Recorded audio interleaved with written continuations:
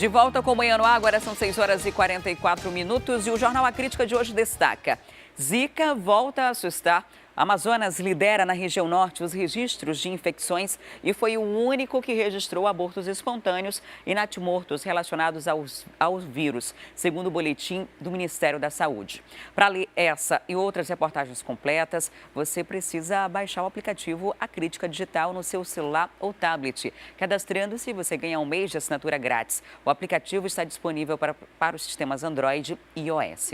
E sobre esse assunto, a gente conversa daqui a pouquinho com a nossa interação ao vivo da Rádio FM O Dia, Cleiton Pascarelli e Nayandra Amorim, e são ao vivo por lá. E o assunto do Zika vírus é algo que preocupa muito, porque é uma doença que tem relação com o Aedes aegypti. E a gente vai agora ao vivo lá para a Rádio FM O Dia. Olá, Cleiton, Nayandra, bom dia. Bom Bom dia, Adriane, tudo bem? Tudo certo por aqui. Eu acabei de mostrar aqui para os telespectadores a capa do Jornal A Crítica, que mostra essa preocupação com o Zika vírus, né? A gente noticiou muitas coisas no ano passado e agora, infelizmente, o Amazonas volta a registrar casos e alguns casos que podem ter até complicações na gestação de algumas mães. Pois é, Adriane, como você já mostrou aí, o Zika vírus voltou a assustar. Foi feito um levantamento pelo Ministério da Saúde no período entre novembro de 2015 a dezembro de 2017. E esse levantamento apontou que o Amazonas é o único estado da região norte que registrou abortos espontâneos e natimortos, né? Quando o bebê nasce morto. No total, 121 pacientes com suspeita foram monitorados. Desses 121 pacientes, 61 casos foram confirmados de infecção aí por Zika vírus, de alteração no crescimento e desenvolvimento de bebês. E também 2 mortes foram registradas.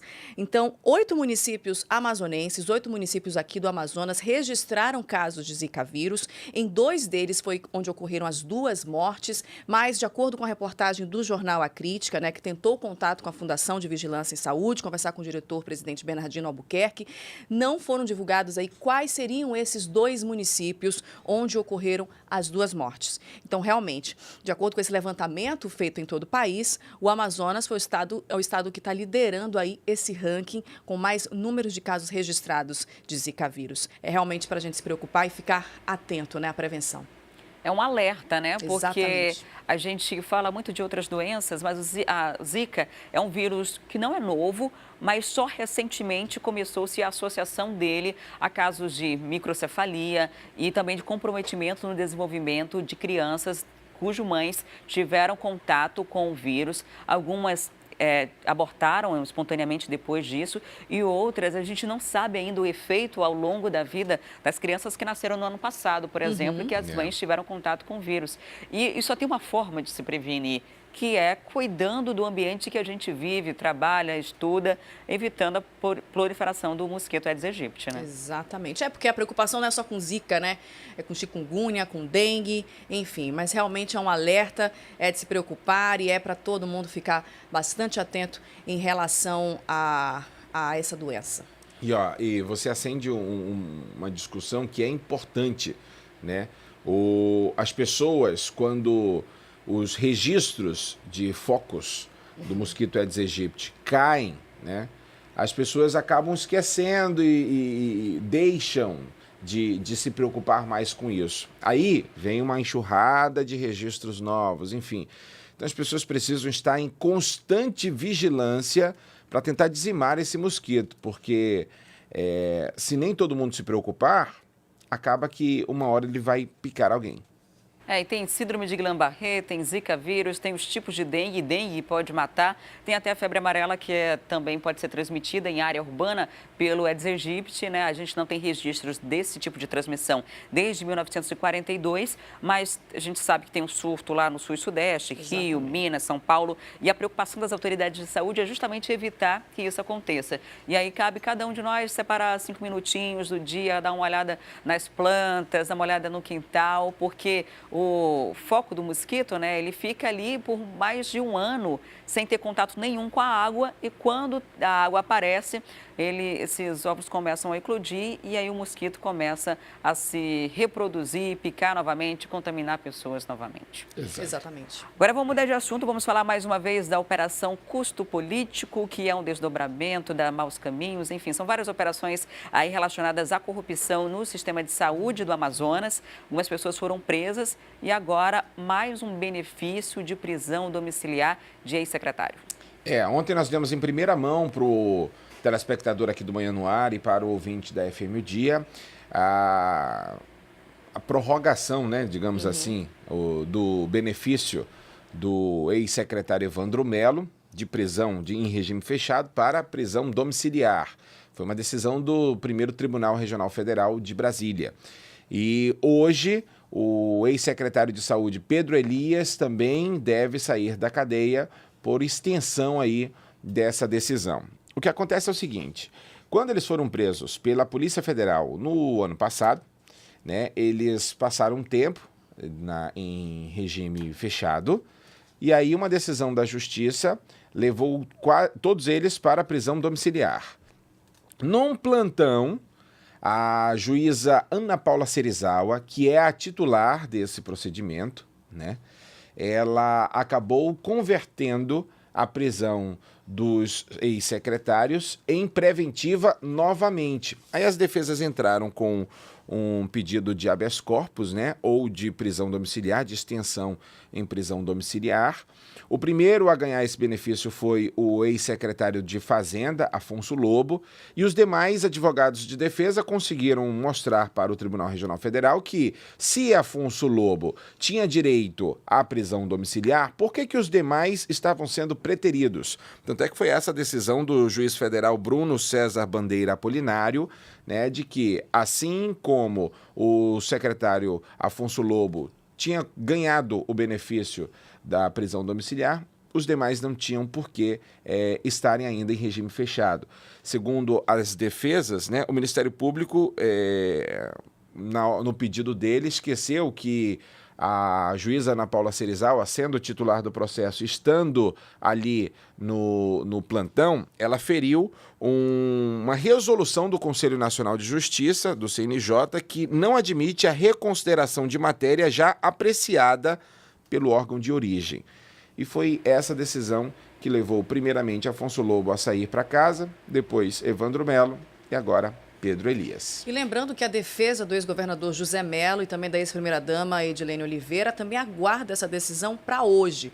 A defesa do ex-governador também entrou com esse pedido de habeas corpus no Tribunal Regional Federal da Primeira Região em Brasília e está aguardando essa decisão. Ou seja, o ex-governador também pode aí receber esse benefício da Justiça, sair da prisão e cumprir a prisão domiciliar. Só vale lembrar que, diferentemente dos ex-secretários, o ex-governador José Melo e a ex-primeira-dama Edilene Gomes estão sendo apontados pela Polícia Federal e pelo Ministério Público Federal como não só como os cabeças dessa quadrilha, mas principalmente acusados de tentar atrapalhar as investigações.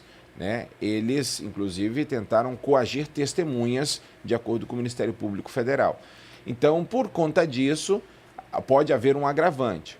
Porém, o inquérito já foi encerrado e a desembargadora que deve analisar o pedido de habeas corpus dos dois pode levar isso em consideração. Se levar em consideração a jurisprudência, que são as decisões anteriores tomadas relacionadas ao mesmo caso, eles podem ganhar liberdade. Se levar em consideração essa questão de atrapalhar, de coagir testemunhas, aí é provável que eles continuem presos.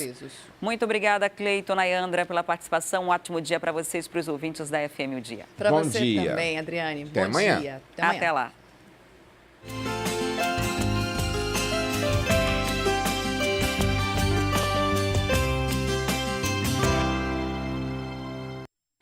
E agora eu quero falar com você que costuma praticar atividade física com frequência.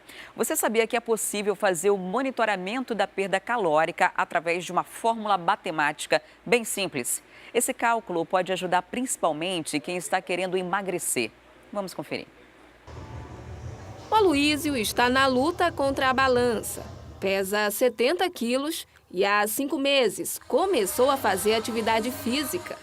Eu não malhava antigamente. Quando eu comecei a malhar, que eu vi ver que eu vim pegar mais força e assim, eu estou gostando da força. Então aí eu pego a zumba para me perder mais rápido a caloria, para pegar esse ritmo do carnaval. Mas será que malhar todos os dias é o suficiente para quem deseja perder peso e manter a saúde em dia? Essa educadora física dá uma dica importante.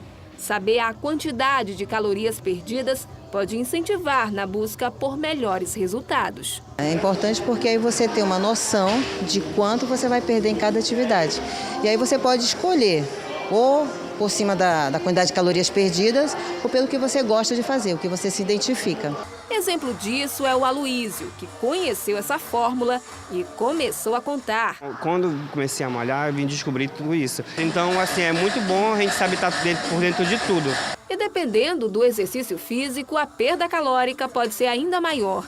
Atividades como musculação, dança ou natação ajudam no processo e exigem mais esforço. Porque o movimento, você se movimenta mais, né? Então, essa questão de movimento, você vai consumir mais oxigênio. Então, aí ajuda na queima de calorias. O cálculo é simples. O profissional de educação física usa o MET, equivalente metabólico de cada atividade, e multiplica esse valor pelo peso, depois pela quantidade de hora praticada.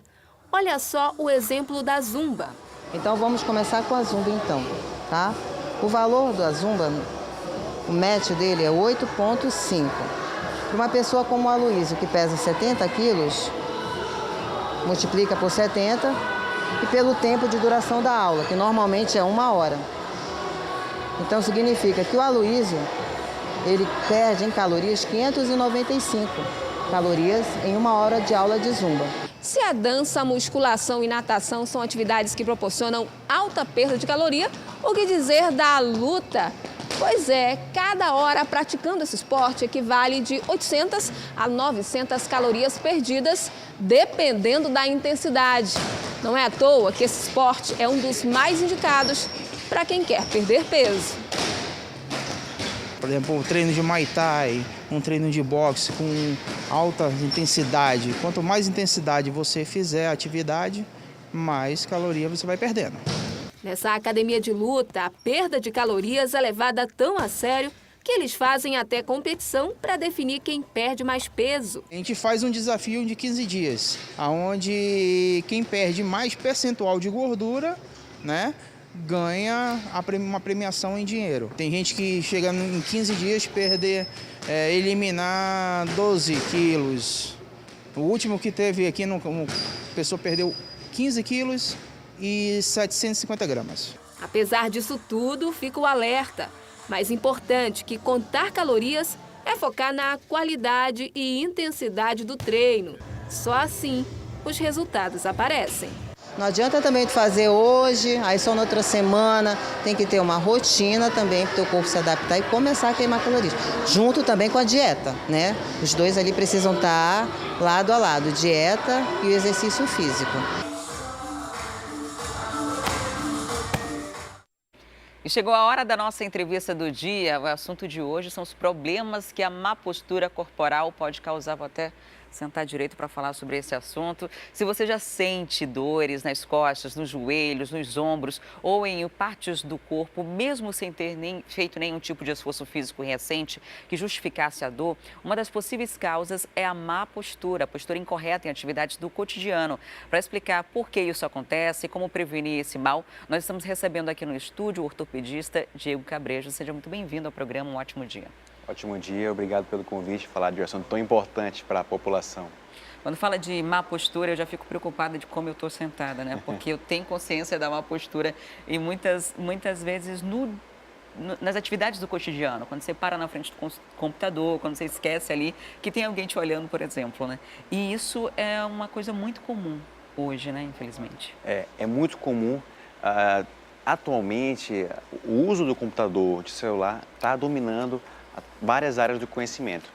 Então, é importantíssimo o controle dessa postura na hora que você vai executar uma atividade como usar o computador.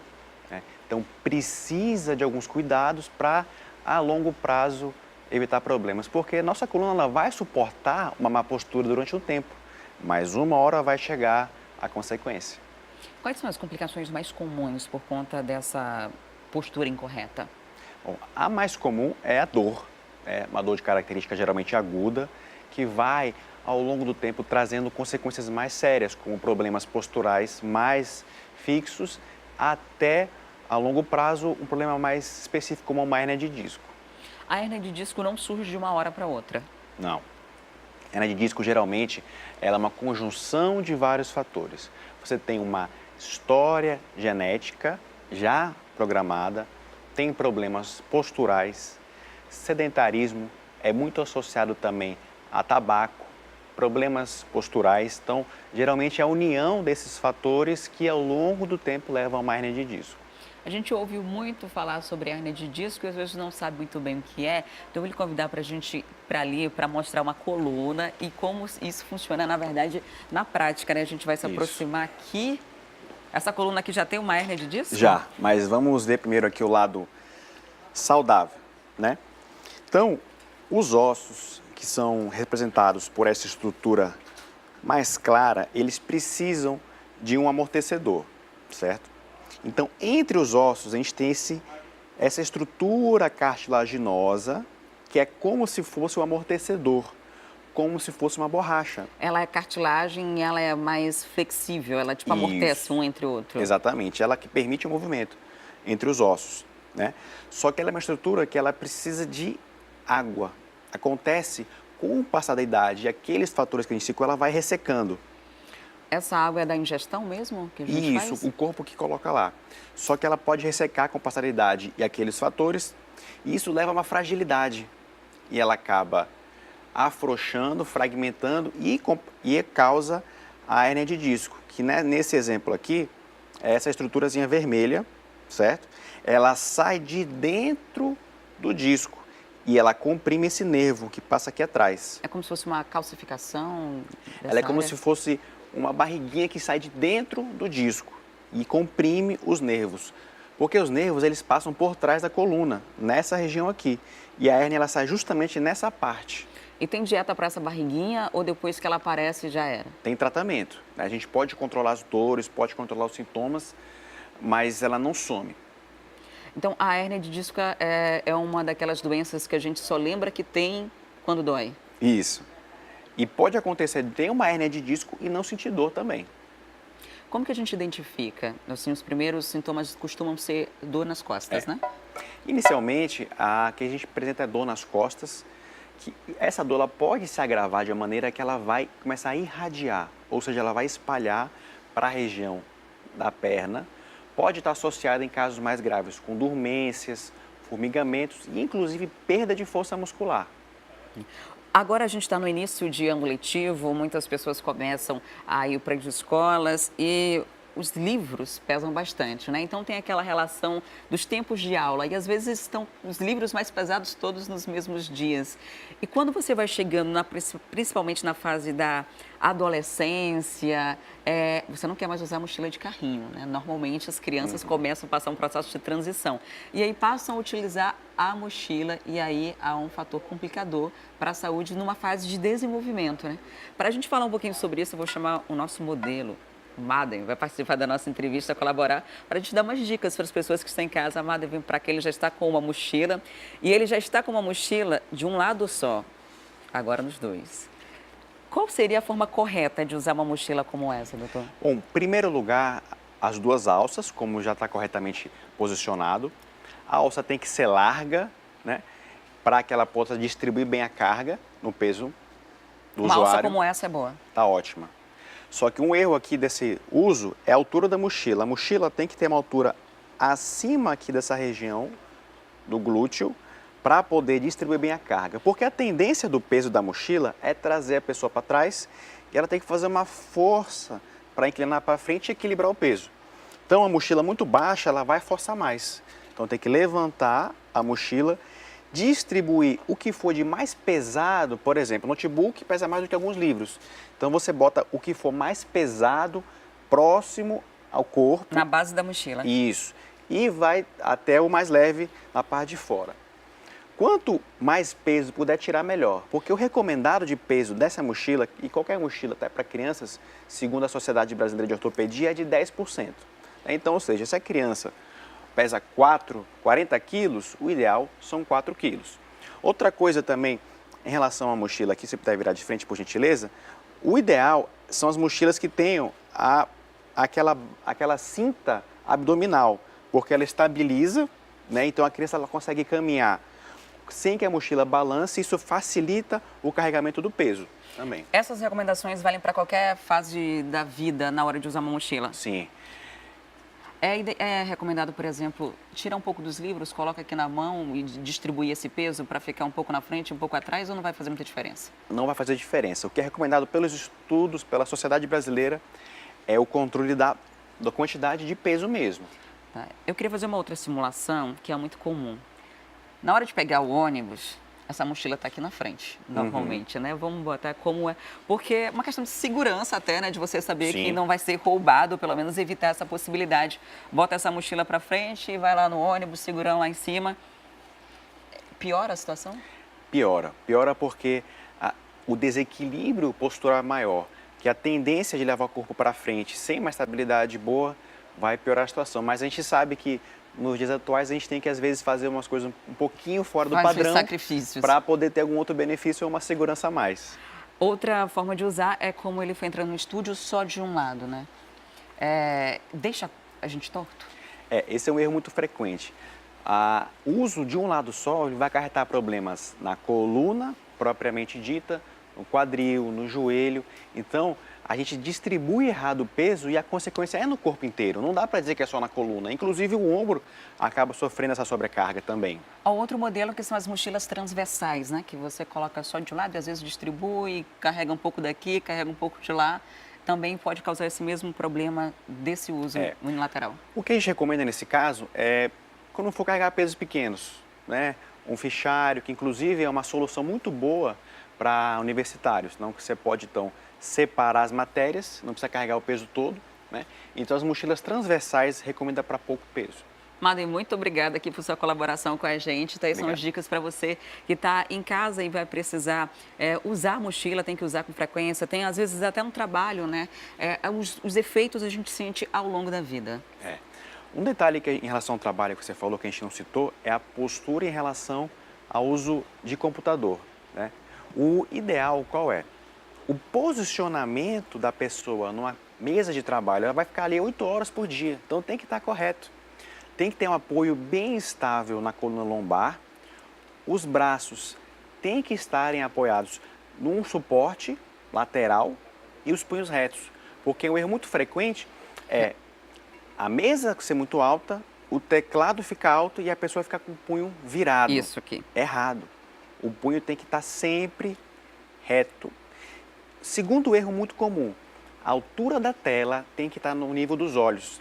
Então, quem usa notebook, o que faz? Bota na mesa, olha para baixo e fica usando. Então, se você considerar a quantidade de horas que a pessoa leva usando notebook, isso vai acarretar um problema a longo prazo.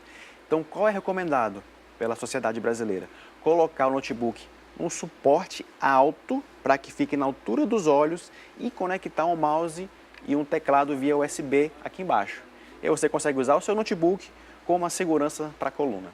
E a gente tem um outro grande vilão aqui, que é o celular. Hoje os smartphones acabam sendo uma solução para várias questões, a gente usa muito, é algo usual e muito útil, né, no nosso dia a dia. A gente passa muito tempo assim, e o pescoço nessa posição. E às vezes a gente faz isso na cama, faz isso no trabalho, faz isso andando. Tem complicações também? Teria uma forma menos desgastante de se usar um aparelho celular? O problema aí são dois realmente. Primeiro, a postura da coluna cervical, ela vai acarretar uma sobrecarga, e dos dedos. Então, o que a gente recomenda? Se possível, revezar um pouco o braço que vai ser utilizado, tentar manter uma postura do pescoço, da coluna cervical mais alinhada. Quando estiver usando o computador, conectar o telefone ao computador, né? E aí você pode continuar usando o computador e os aplicativos no computador, porque a gente consegue manter uma postura mais saudável. Cuidado com o celular, hein? Agora, outra coisa que é muito comum é o erro de postura, né? Uma postura incorreta na hora da prática de atividade física. Para a gente exemplificar isso, a gente vai agora para uma academia. A Amanda Amorim, nossa repórter, está ao vivo em uma academia e vai mostrar para a gente um pouquinho de como as pessoas estão fazendo as atividades físicas. Será que estão fazendo tudo certinho aí, Amanda? Ou tem gente com a postura inadequada?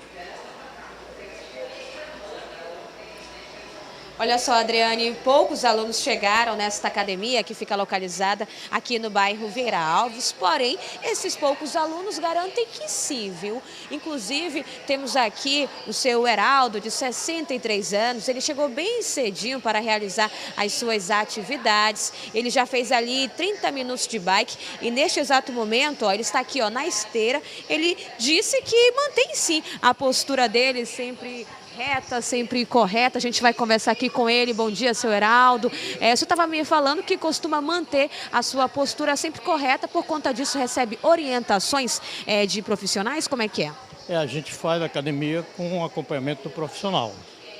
Como é que ele te orienta? Como que ele orienta você? Ele orienta a exposição de fazer os exercícios e quando está errado ele corrige. O senhor tem feito certo? Sim. E tem levado isso para casa? Em casa a gente relaxa um pouco, né? Mas sempre que lembra, executa. Já teve algum problema na sua coluna? Não. Graças a Deus, não. Que bom, né? Olha só, o seu Heraldo aí, 63 anos, chegou cedinho aqui na academia. Ele garante que está mantendo aí a sua coluna certinha, né? Daqui a pouco o especialista que está aí no estúdio vai confirmar ou não. E eu vou conversar agora com o professor aqui, o Jadson. Como é que tu auxilia esses alunos no momento que eles estão praticando esses exercícios? Bom dia. Bom dia a todos. Bom, primeiramente, a gente sempre tenta manter cuidado com a postura deles. Desde o início, não mantendo principalmente uma qualidade de vida. Em termos disso, de se sentir dores, muitos alunos se chegam queixando dentro da academia em termos de dor de lombar, dor na coluna, dor na parte toda a parte postura do corpo. Acontece muitos problemas no que diz respeito no setor de musculação. A gente sabe que os alunos pegam muito peso, né? Sim. Alguns alunos, por acharem um pouco que a musculação é só levantamento de peso, acabam tendo alguns acidentes, acontecendo alguns casos de sofrer alguma lesão em cima dessa parte principalmente da parte da postura corporal. Nesse caso, como é que é o posicionamento do professor para esse aluno? Bom, o posicionamento a gente chegar a abordar, dar orientações, dar dicas da boa postura, do bom condicionamento, não só sobrecargamos na parte da musculação, mas sim, não só na parte da musculação, mas também no seu dia a dia, em termos disso. Professor, eu costumo sim me exercitar todos os dias, inclusive faço muito aquele exercício, o agachamento. A gente sabe que existe aquele peso que fica entre o ombro, né, desse aluno, só que no momento que você vai agachar, tem gente que acaba tendo uma lesãozinha na coluna. É um posicionamento ou o momento que ele está realizando esse exercício ele está fazendo errado? Bom, é o posicionamento, a parte da execução, alguma parte da sobrecarga, tentar alinhar a coluna, manter a posição ereta da coluna, estabilizar a posição com auxílio dos ombros, com auxílio dos braços e na hora do agachamento dar a contração na região abdominal para oprimir a parte da lombar. Ok. Muito obrigada pelas suas informações. Tá aí ó, a dica desse professor, né? Realmente, no momento que a gente pratica esse exercício físico, a gente precisa ter cuidado mesmo, viu, Adrane? Para justamente não ter problemas futuros na coluna. Quando o especialista estava aí no estúdio falando sobre a questão da postura, eu até fiquei um pouquinho aqui cabreira aqui no link, justamente para saber se eu estava ou não mantendo a postura certa aqui no link. Adriane, eu volto com você aí no estúdio. Doutor, pode dizer, a Amanda tá com a postura certinha aí no link? Tá aprovada. A Amanda também é marombeira, tá? Depois a gente vai dar dicas aqui para ver se ela faz os agachamentos e as outras atividades corretas. Obrigada, Amanda, pela participação. É muito comum registros de lesões em ambiente de academia, né? Principalmente por lesão, por agachamento, né? Por excesso de peso na hora da atividade física. A musculação ela é considerada hoje a atividade mais segura dentro dessas que tem o objetivo de ganho de massa muscular e qualidade de vida. Inclusive, é indicada para osteoporose, para idosos. Então, tudo aquilo que é bem controlado e bem executado, dificilmente vai dar uma lesão. No caso do agachamento, o que é o ideal? Você, primeiro, obviamente, respeitar o seu limite, né? Saber aquele peso que você tem que parar. Segundo, manter a distância correta entre os pés quando estiver executando agachamento. Não deixar o joelho passar à frente do pé e, principalmente, a principal causa de lesão no agachamento é a báscula do quadril. Então, você tem que ter um professor acompanhando, especialista ali do educador físico, porque o quadril ele tende a rodar na execução do agachamento e isso causa problemas e lesões. Em relação à mochila, por exemplo, tem uma indicação de 10% do peso da pessoa. Em agachamento, isso é relativo na hora de usar o peso? Depende de pessoa para pessoa? Isso é muito relativo, não dá para ter um peso certo ou errado. É a pessoa ter um especialista ali da educação física acompanhando e executando. Quando eu vou fazer também, por exemplo, um exercício em pé, o que leva a uma lesão na coluna? Você não dobrar o joelho. Então, o joelho tem que estar levemente dobrado, com a distância entre os pés preservada, porque você consegue dar essa estabilização e, como o professor falou, sempre tem que estar com o abdômen contraído para estabilizar o corpo como um todo. Muito obrigada por suas dicas para a gente em relação à postura. Vou começar a tomar cuidado aqui. Muito obrigada. Bom dia. Recebi hoje o Dr. Diego Cabreiros falando aí sobre esses problemas da saúde que podem ser ocasionados por má postura. E agora são 7h15. Se você começou a acompanhar o programa nesse exato momento, não tem problema não, porque a gente preparou um resumo das principais notícias até aqui. Confira. Exército apreende cerca de 2 toneladas de maconha no Rio Içana, próximo ao município de Santo Antônio do Içá, fronteira com a Colômbia. A droga foi encontrada com 3 pessoas dentro de uma canoa, além de um fuzil e uma pistola. Após troca de tiros, um colombiano foi preso. 2 crianças são resgatadas de uma casa no Coroado. De acordo com o Conselho Tutelar, os 2 meninos foram abandonados há uma semana pela mãe e estavam vivendo em meio a fezes e ratos. Segundo o avô dos irmãos, a responsável por eles está viajando e sempre os deixava sozinhos na residência. Ela vai ser intimada e indiciada pelo crime de abandono de incapaz. Polícia deflagra a Operação Alegoria Proibida em Parintins. O objetivo é cumprir 11 mandados de prisão e iniciar uma nova etapa de segurança no município para inibir os crimes. Policiais da ilha e de Manaus participaram da ação que já apreendeu alguns infratores. 41 empresas foram notificadas pelo Instituto de Pesos e Medidas por vender material escolar fora do padrão. Esse é o resultado do balanço da Operação Volta às Aulas. Os técnicos do IPEM encontraram mercadorias com peso menor do que o prometido na embalagem, ou sem informações essenciais no rótulo. Em 95% dos casos, a falha é do fabricante e os outros 5% são das lojas.